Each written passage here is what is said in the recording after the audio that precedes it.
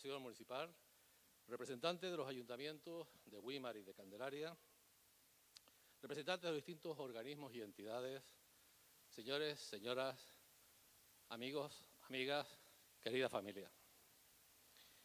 Decía García Márquez que cada uno cuenta la historia según la ha vivido.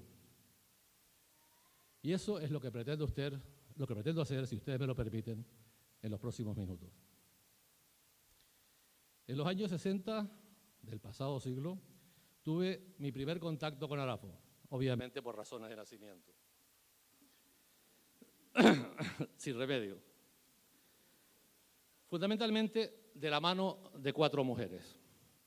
Mi abuela Leodora, mi madre Carmita, mi tía Concha y mi hermana Mari Carmen, que han sido 4 puntales fundamentales en mi vida. Mis primeros recuerdos de Arafo se sitúan entre el Barrero y la Morra, entre la Morra y el Barrero.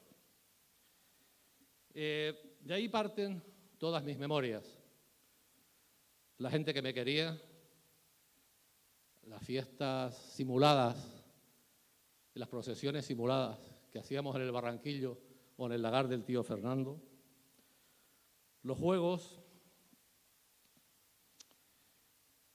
Luego, estos juegos pasarían a ser el simulacro de lo que veíamos en el cine de Pérez. Una semana jugábamos a ser vaqueros, y los más tontos indios, claro, y a la semana siguiente jugábamos con las espaditas de madera a simular las películas que veíamos, las series italianas tan conocidas, de espadachines, los mosqueteros y demás. Y ya también aprendimos a tirar las piedras entre los bandos. Era simulacro de las bombas de las guerras mundiales. Así los del Barrero, los de la Morra, los del Tanque, los del Aserradero, nos tirábamos una corrida de piedras, nos situábamos en posiciones que no nos pudieran caer y siempre el que huía perdía. Nunca quedó nadie herido. También recuerdo, de pequeño, las muertes de cochino, que eran unas reuniones de todas las familias a comer carne de cochino asada, que no era lo normal todos los días, y caldo de asadura, y arroz con costillas, y era realmente una fiesta que todos compartíamos. De las fiestas también recuerdo la carne en adobo, el conejo en salmorejo, que me sigue encantando. El que quiera invitarme sabe siempre que estoy disponible. Las papas guisadas, las sopas de gallina. Y cómo no, hay un concepto que me encantaría recordar hoy. Y es la ropa de la fiesta. Si ahora a una persona joven le dice la ropa de la fiesta, y dice, ¿de qué estás hablando? Bueno, pero es que en aquel entonces se nos compraba una ropa, si se podía, una vez al año. Luego comprarían algo más baratillo para ir a clase, pero la ropa se compraba para la fiesta. Y se estrenaba el día de San Juan. Esa ropa que se estrenaba en la mañana del día de San Juan habría de durar, como les digo, durante todos los meses que hubiese algún acto festivo. Si venías a Corpus, con la ropa de San Juan. Y si vas a la misa del gallo, con la ropa de San Juan. Eso era lo normal. Claro, es que en aquel entonces los chinos no habían montado las tiendas. Y por lo tanto, esta accesibilidad que tenemos hoy a los trajes, a las ropas, no lo había. Ni había aplicaciones para vender ropa y comprar ropa. Pues no, simplemente la que podían comprarte tus padres. Creo que tener el recuerdo que después de la función religiosa de San Juan, una de las 2 bandas, la banda Nivaria o la Candelaria, actuaban cada año en un concierto en la plaza.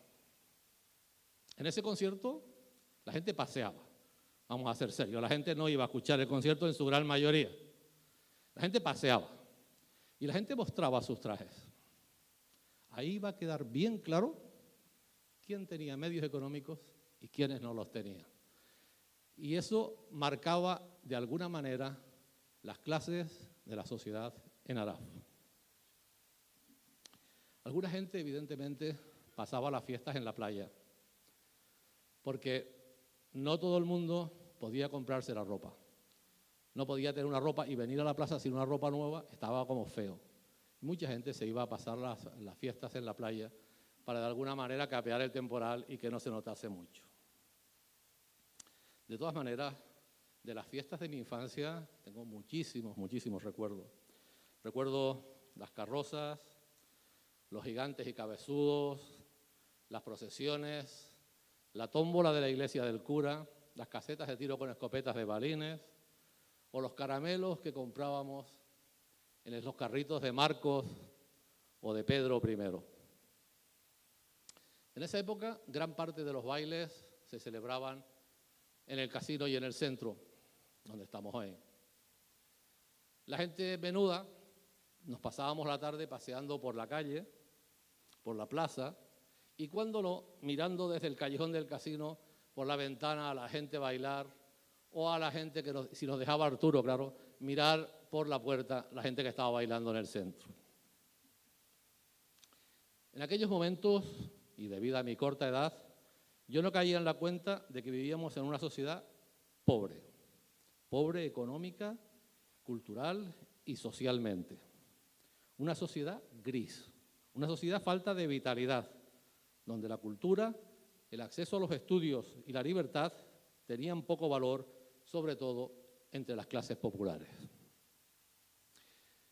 Mis padres, totalmente contrarios a que hijos de agricultores acabarían enganchados a la tierra, ni que hubiese mi padre leído a Miguel Hernández, cuando en el poema del niño yuntero decía: carne de yugo ha nacido, más humillada que bella, con el cuello perseguido por la soga para el cuello. Digo que ni que conociera este poema, se negó desde siempre a que acabásemos enganchados a la tierra. Y que no es que sea malo, es que en aquel entonces era el síntoma de pobreza más absoluto de la que yo viví. Y mi hermana imagino que también. Se propusieron, pues, que estudiáramos, que accediéramos a estudios universitarios. En esa época comencé mis estudios en la academia que tenía Domingo Calzadilla, en la que hoy es la calle de Mario Marrero. En esa academia aprendí todo lo necesario para aprobar el graduado en educación primaria, lo que era antes la primaria. La escuela pública en ese entonces estaba prácticamente condicionada por el adoctrinamiento al régimen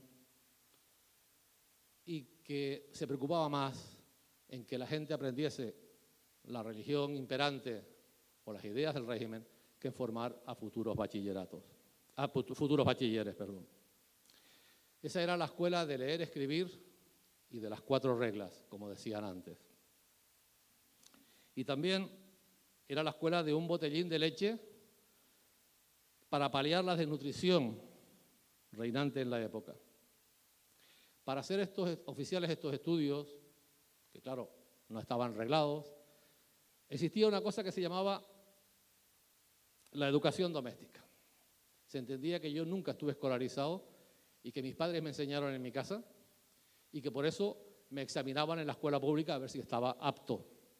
Recuerdo que fue doña Carmen Tejera, la examinadora. Aprobé el examen y eso me permitió acceder al bachillerato. Fui al Menseis a Caimo hace ya unos cuantos años. Tenía yo entonces 10 años y ahí comenzaba un periodo largo de estudios que ocuparían toda mi edad adolescente. Pero poco cambiaba la vida en esa época. Fútbol, quinielas, ligas, copas, toros y discusiones sobre jugadas y jugadores, sobre equipos y resultados. En realidad, no es que interesara que pensáramos mucho. No obstante, mi inquietud seguía creciendo. Y con apenas 15 años, don Vicente, el cura, el párroco, me propuso encargarme de la biblioteca parroquial. Se comenzó con los préstamos de libros, antes Vianina, que también estuvo trabajando allí conmigo duramente. Fue una época en la que se leyeron muchísimas novelas, que se leyeron en aquel entonces, sobre todo por gente joven, que eran los que más asistían a la biblioteca. La dotación de libros de consulta fue muy importante en esa época. No se piensen que los libros cayeron del cielo. Los libros se vendieron una rifa de 1 peseta y entre 2 o 3 amigos nos movimos por todo Arafo vendiendo la dichosa rifa. No la vendimos todas, evidentemente, pero conseguimos comprar los libros básicos para que los alumnos de bachillerato pudiesen consultar al menos las asignaturas más fundamentales. Luego, cuando la biblioteca de la Caja de Ahorros abrió, decidí dejarlo, ahí la biblioteca prácticamente desapareció y ya la Caja de Ahorros se hizo cargo con un horario completo y con una dotación de libros bastante aceptable. Ya en ese entonces empezó a notarse un tímido cambio, el cambio de los años 70, sobre todo cuando termina la dictadura y comienza una cierta transformación. En Arafo, como en todos los pueblos pequeños, tardó muchísimos años. Llegaría al final, las transformaciones y los cambios democráticos llegarían a Arafo también. Tardarían unos pocos años, típico en los pueblos pequeños. En las fiestas, en esa época, la primera romería de San Agustín habría de marcar un antes y un después de las fiestas patronales. El primer año, igual que ahora, partimos de la Capilla de la Cruz y llegamos hasta la parroquia de San Juan de Gollado. En ese espacio asistió el cura y el santo, la banda de música, algunas que otras parrandas, que los grupos folclóricos en aquel entonces en Arafo no estaban como muy de moda, y un buen grupo de gente, la mayoría con una bota, y acompañados por unas cuantas carrozas que simplemente eran Land Rovers engalanados con palmeras o con ramas. Evidentemente, a partir del año siguiente y hasta hoy, se ha consolidado como una gran romería en la isla de Tenerife y que esperemos que en el futuro se siga mejorando. Es una fiesta donde la gente disfruta muchísimo y sobre todo la juventud.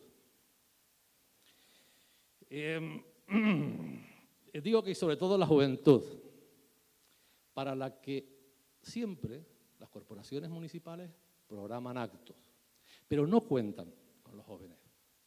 Eso quiere decir que la mayoría de las veces esos actos no les interesan. ¿Por qué no asisten?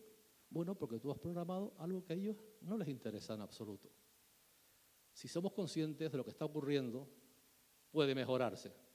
Por ejemplo, nosotros vemos las tradicionales verbenas que conocemos de siempre. Esas verbenas para la gente más joven están en decadencia. Se ha impuesto los kioscos. Los kioscos ofrecen una música y un ambiente que a la juventud le encanta.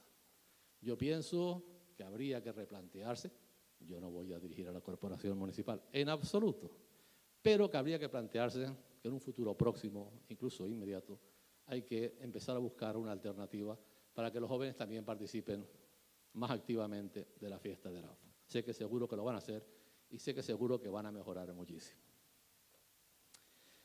Les decía que esta época coincidía con el cierre de la biblioteca y parte de mi tiempo se centró a partir del año 95, ay Dios mío, ¿qué quisiera yo?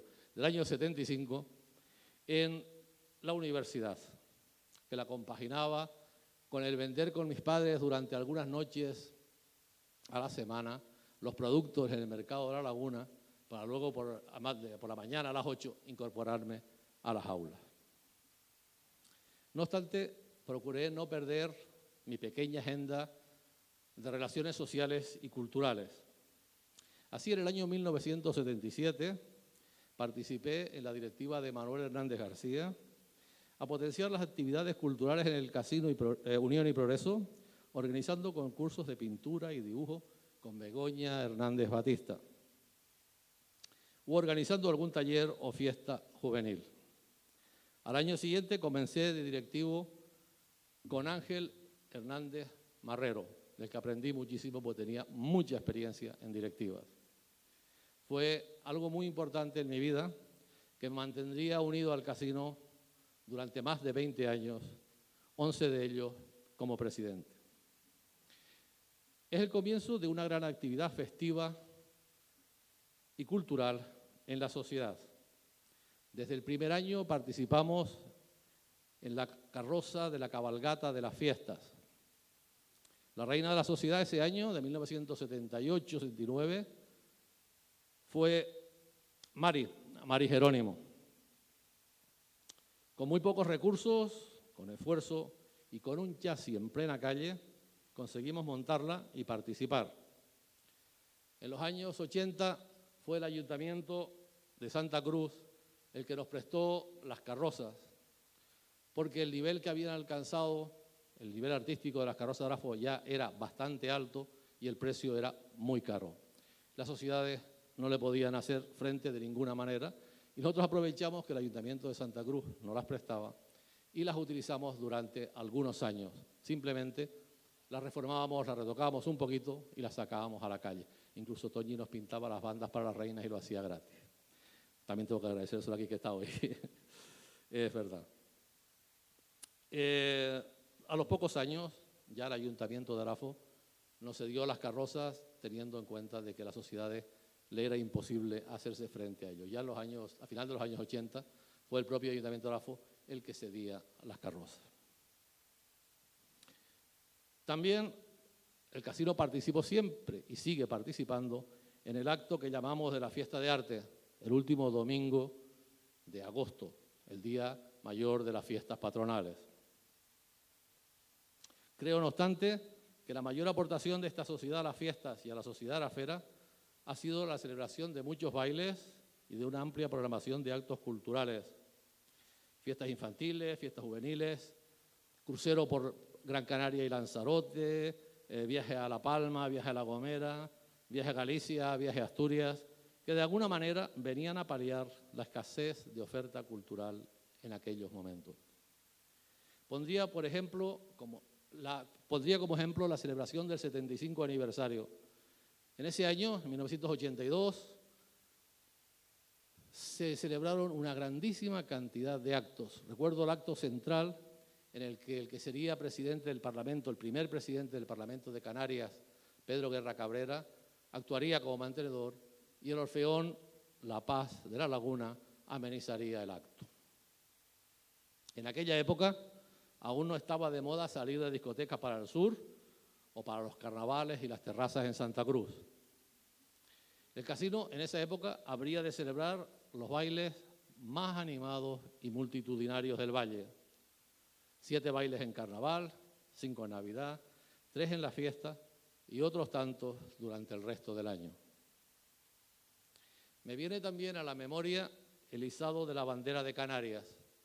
En 1979, con los correspondientes permisos del gobierno civil, ya que resultaba muy extraño en Arafo que alguien intentase elevar la bandera canaria tan pronto.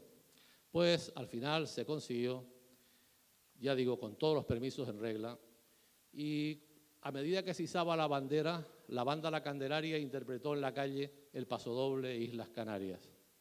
Y ya en el interior de la sociedad interpretaron los cantos canarios de Teobaldo Pover. En 113 años de vida, el casino siempre ha estado unido al devenir de Arafo en todos los aspectos. Después de muchos años de presidente de la entidad, de mucho trabajo y de muchas reformas, me retiré para que la gente nueva, con nuevas ideas, se hicieran cargo de seguir con el trabajo. Y solo participé en momentos puntuales, como puede ser la celebración del centenario, para el que cociné todos los brindis y todas las comidas. Esa es otra de las facetas de mi vida. Durante estas décadas también desarrollé una intensa actividad política en el Partido Socialista. Fui candidato a concejal en las primeras elecciones democráticas de 1979, en la que Daría Nivaria Pérez González sería elegida como la primera mujer concejal en la historia de Arafo. Durante muchos años luchamos por la refundación del partido y la lucha por los valores de la justicia y la libertad, que han sido una constante en mi día a día. En 2011 encabecé la candidatura al ayuntamiento. En esas elecciones obtuvimos 3 concejales que conformaríamos el Grupo Municipal Socialista. Fue una etapa de cambios políticos y de estilos. Desde el primer momento aportamos todo lo que nos fue posible, con diálogo y con una gran cantidad de propuestas que en realidad fueron prácticamente todas aceptadas por el Pleno. Ahí se cerraba otra etapa de mi vida, puesto que decidí retirarme de la vida política activa. Puede que el peor recuerdo que tengo de esa época fue conocer la gran deuda que tenía contraída el ayuntamiento y que el grupo de gobierno elegido en esas elecciones de 2011 tuvo que hacer frente y aún lo sigue teniendo que hacer el grupo elegido en estas pasadas elecciones. Parece que alguna gente no lo entiende y en el fondo me duele. ¿Es que hay menos gastos en fiestas? ¿Es que se dedica menos dinero a fiestas? Evidentemente. Esa es la razón. Y si no, el alcalde algún día me dirá que no, que estoy equivocado. La razón es que se está pagando la deuda, no hay más dinero y yo creo que se hace todo lo que se puede para celebrar unas grandes fiestas y muy dignas además. Les decía antes que desde pequeño empecé a estudiar con la idea, inculcada por mi familia, de tener estudios superiores. Tras mi paso por la Academia de Arafo y por el Mesei Jacaimo de Weimar, comencé los estudios de magisterio en La Laguna. Los 2 meses de práctica los hice en el Colegio Público Andrés Orozco. Ya llevaba algunos años impartiendo clases particulares para ganarme algún dinerillo extra necesario en aquella época y siempre, pero esta fue la primera vez que entraba en un aula. El profesor de lengua de octavo se ausentó durante unos días y me dejó al cargo de la clase. Fue la primera vez que realmente estuve en contacto con un aula, una experiencia para mí maravillosa. Aprendí muchísimo de los chicos y las chicas de aquel octavo. Los sigo encontrando hoy por ahí, nos seguimos saludando, somos grandes amigos y de algunos incluso grandísimos amigos. Ahí está mi amigo Rafa y algunos más. Por eso, y está feo decirlo, mis primeros alumnos del Andrés Orozco tienen hoy 55 años. Una vez terminamos los estudios de magisterio, comencé los estudios de pedagogía, que fueron mis mejores momentos como estudiante. Ahí aprendí todo lo que sé, que tampoco es tanto, de teoría de la educación, de mano de mi inolvidable profesor Miguel Fernández Pérez. En septiembre de 1982 me incorporé al Colegio del Cardonal para posteriormente trasladarme al Colegio de San Isidro en Granadilla, donde estuve 8 años y en 1986 fui también director del mismo cuando yo contaba 26 años. La gente está loca. Era un barrio en pleno desarrollo social y económico. Para mí fue muy importante, tanto como profesional como a nivel personal. Aún sigo teniendo contacto con mis viejos alumnos por reuniones, por encuentros, por las redes sociales que resuelven mucho. Me hubiese quedado toda mi vida allí, pues era muy fácil enseñar en un lugar donde me querían, me respetaban y me trataban muy bien. Pero en 1991 apareció la posibilidad de hacer lo que siempre había soñado, ser maestro en mi pueblo. Concursé a la plaza de inglés y en septiembre de 1991 comenzaría mi nueva andadura en el SEO Andrés Orozco. En ese tiempo aún no era SEO. En ese momento llegamos al centro 5 profesores nuevos a incrementar la plantilla. Tuvimos la suerte de encontrarnos con un grupo de compañeros y compañeras comprometidos y muy trabajadores, bajo la dirección de mi amigo Juan Miguel López, que nos puso muy fácil integrarnos en el centro. Desde el primer momento introdujimos numerosos cambios. Al principio desaparecimos las filas, el alumnado entraba de forma natural, mejoró muchísimo las entradas y las salidas, presentamos un proyecto de huerto escolar y la creación de los jardines canarios, proyectos que se pondrían en marcha a lo largo del siguiente curso, con el apoyo económico de la Consejería de Educación y del Cabildo de Tenerife, y aquel primer curso asumí las clases de inglés en segunda etapa. En aquel primer octavo fui profesor de 3 miembros de la actual corporación, de Juan Ramón, el alcalde, del teniente de alcalde Jonathan y de la concejal del PSOE, Natalia. En años posteriores también sería profesor de Cataiza, teniente de alcalde, de Virginia, también teniente de alcalde, y de la concejal del Grupo Mixto, Tamara. Ya años antes, y por razones de edad evidentemente, había sido profesor en clases particulares de Benicio. Así que media corporación ha pasado por mis manos. Al segundo año de estar en Arafo, María Lola y yo nos propusimos llevar al alumnado de octavo de viaje a Francia. Con muchísimas ganas y trabajo, el proyecto salió adelante y por primera vez los alumnos del Colegio Andrés Orozco salieron de España a un país con lengua, cultura y nivel de vida diferente. Siempre que nos encontramos con esos alumnos sale el comentario de ¿te acuerdas del viaje, profe? Indiscutiblemente fue una gran experiencia, que en el futuro habría de repetirse durante muchos años hasta el curso pasado, pero añadiendo Londres y algún que otro lugar de Inglaterra, pasando a Francia por el Canal de la Mancha, cruzando el Eurotúnel. El hecho de vivir en una isla y en un municipio pequeños nos limita bastante y es necesario que la juventud descubra otros lugares y culturas desde pequeños. Este ha sido el objetivo durante todos estos años, que conocieran algo de los países donde se hablaban las lenguas que ellos aprendieron como segundo y tercer idioma. Durante varios años, el director contó conmigo como vicedirector para encargarme de aspectos culturales y de actividades extraescolares. Sería ya en el año 2000 cuando Juan Miguel me propuso la consejería como director, cargo que asumí durante los 4 años siguientes. Formamos un buen equipo con María Lola, Alejandra y Hilda, que desde el primer momento nos pusimos manos a la obra para seguir mejorando lo que ya existía. En los meses siguientes se consiguió el pabellón cubierto, los patios de secundaria, el cierre centralizado de puertas, profesores de conversación en inglés, remodelación de las aulas y espacios comunes, construcción de aulas de infantil, en definitiva, de seguir mejorando el centro. Cosa que se sigue haciendo en la actualidad y que convierte al CEO Andrés Orozco en un centro modélico, con buen nivel, tanto académico como en las relaciones personales.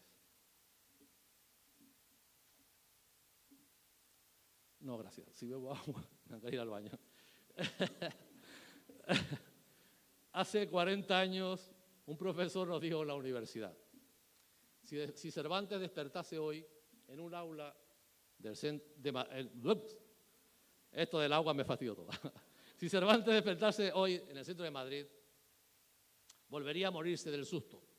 Pero si despertara en un aula rural de los colegios de Tenerife, pensaría que se había despertado como en una mañana normal.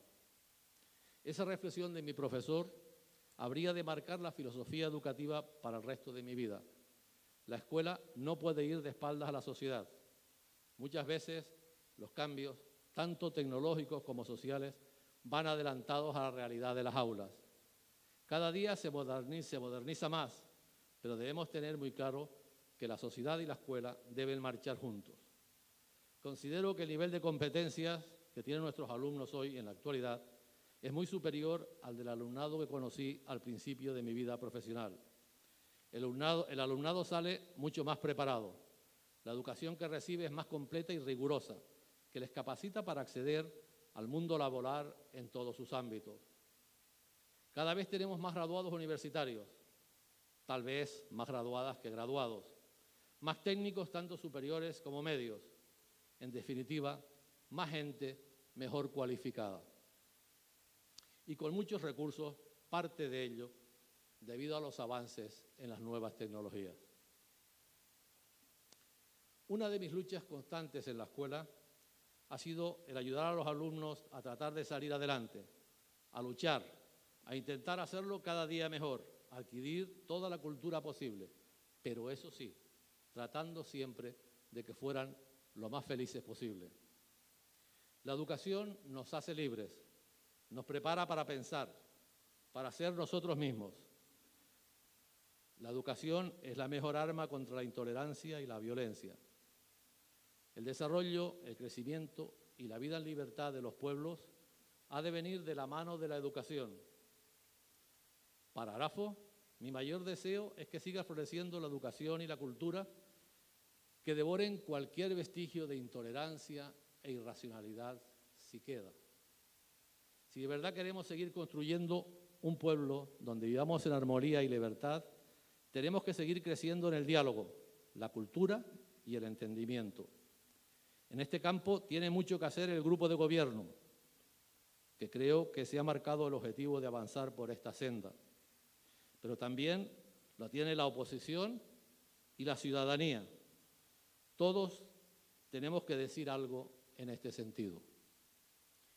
Antes de concluir, me gustaría rendir un humilde homenaje a la cantante neoyorquina Joan Baez, la voz de la paz, que después de 60 años en los escenarios se retira prácticamente ahora, en estos momentos, su último concierto en Madrid hace un par de días, y que para aquellos chicos que teníamos una edad de 16, 17 años, en la época de la transición, se convirtió casi un himno, cuando todos unidos cantábamos aquello de no nos moverán. Unidos en la vida, no nos moverán. Amigos, amigas, les animo a participar y a disfrutar de las fiestas con la alegría y la tranquilidad que caracteriza a la gente de nuestro pueblo. Disfrútenlas y sean muy felices.